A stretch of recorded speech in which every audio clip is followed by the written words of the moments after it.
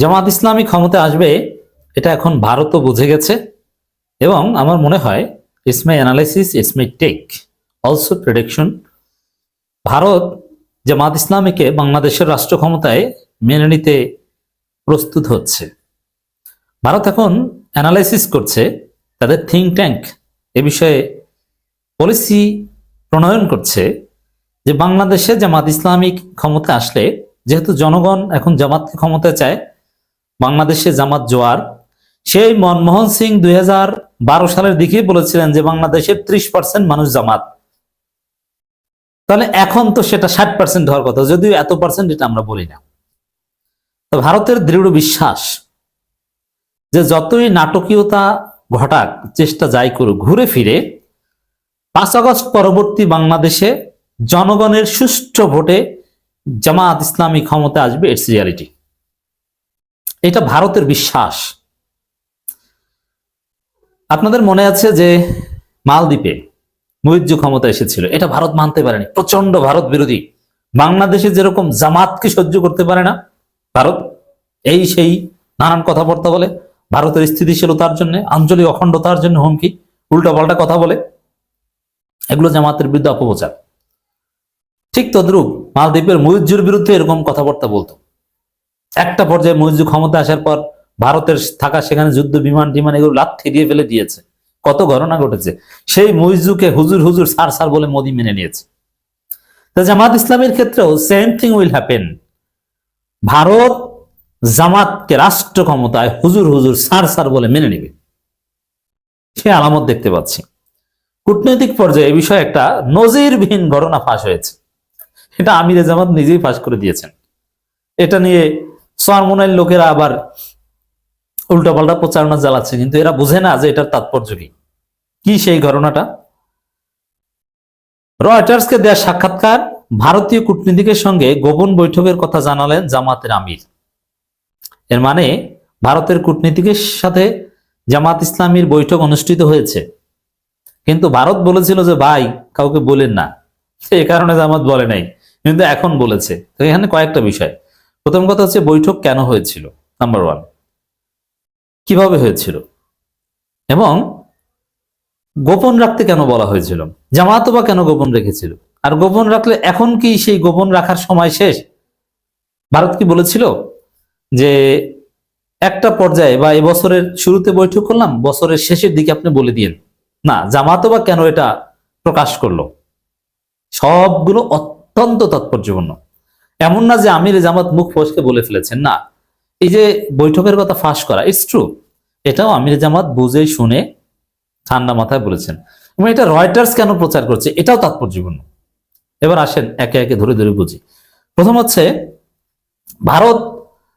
জামাত ভারতের সাথে একটা ন্যায্যতার ভিত্তিতে বন্ধুত্বের সম্পর্ক চায়, আস্থার সম্পর্ক চায়, যেমনটা চীনের সাথে চায়, পাকিস্তানের সাথে চায়, সারা পৃথিবীর সাথে চায়। এখানে আলাদা কিছু না।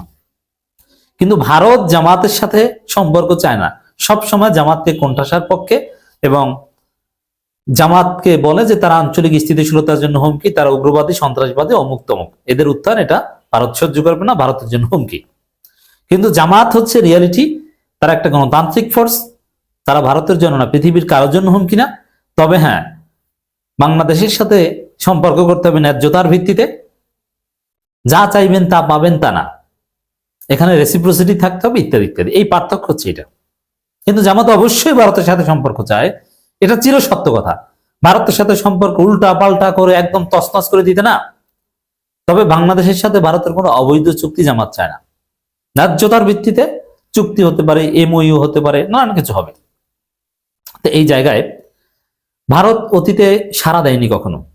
এমনকি 2010 সালের পরেও ব্যারিস্টার আব্দুর রাজ্জাকের নেতৃত্বে নানানভাবে ভারতের সাথে একটা বন্ধুত্বপূর্ণ আস্থার সম্পর্ক, স্থিতিশীলতার স্বার্থে জামাত গড়ে তোলার চেষ্টা করেছিল, ইটস ট্রু। কিন্তু ভারত তেমন সাড়া দেয়নি। কিন্তু 2025 সালে এসে ভারত সাড়া দিয়েছে, আমিরে জামাতের সাথে বৈঠক করেছে। দেখেন, বৈঠক কিন্তু কয়েকভাবে করা যায়। ভারতের সাথে জামাত, আমি বিশ্লেষক, জামাত অনেক কিছুতে আনকমফোর্ট ফিল করতে পারে বললে, কিন্তু আমরা বলবো এটাই স্বাভাবিক। যেমন ভারতের সাথে এর আগে জামাত যে সম্পর্ক তৈরি করার চেষ্টা করেছে, সেটা থার্ড কারো মাধ্যমে, সরাসরি জামাত নেতা কেউ বৈঠক করার চেষ্টাও করেনি। দু একটা বৈঠকও হয়েছে, ভারতে জামাতের পক্ষ থেকে থার্ড প্রতিনিধি দলও গিয়েছে। কোনো ব্যবসায়ী কাতারে থাকে, জামাতের পক্ষ হয়ে তিনি চেষ্টা করেছেন, অথবা কোনো লবিস্ট ফার্ম চেষ্টা করেছেন এইভাবে। কিন্তু সরাসরি জামাত নেতা, তাও আবার শীর্ষ নেতা, ভারতের সাথে বৈঠক করে ভারত সেই বৈঠকে রাজি হবে, এটা নজিরবিহীন, এটাই প্রথম। জামাতের আমিরের সাথে ভারতের কোন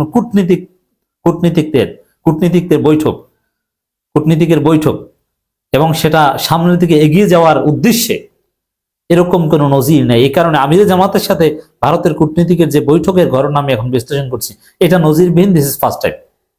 এখন কেন ভারত একদম জামাতের শীর্ষ নেতার সাথে বৈঠক করতে রাজি হলো?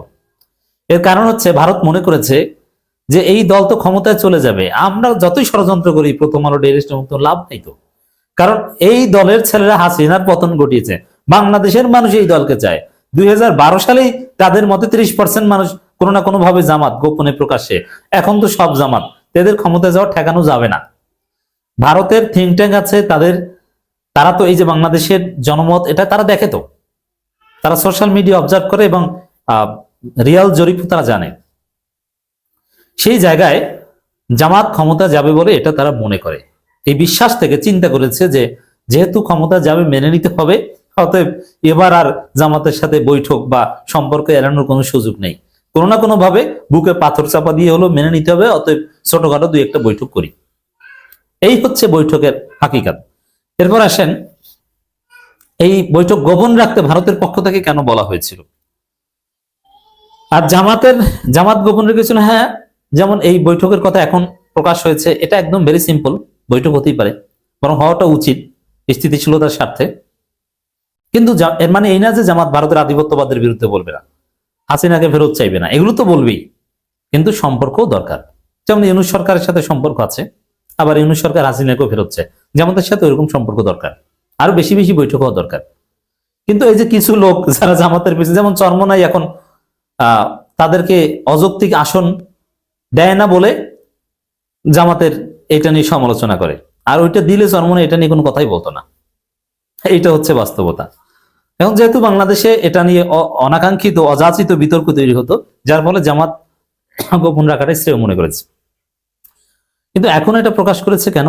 এখন যেহেতু একদম ক্ষমতার কাছাকাছি, নির্বাচনের কাছাকাছি, এখন এটা পুরো জাতি বা বিশ্বকে অবহিত করা দরকার যে জামাত ক্ষমতা আসলে সবার সাথেই সম্পর্ক থাকবে, সবাই জামাতকে মেনে নিতে প্রস্তুত আছে।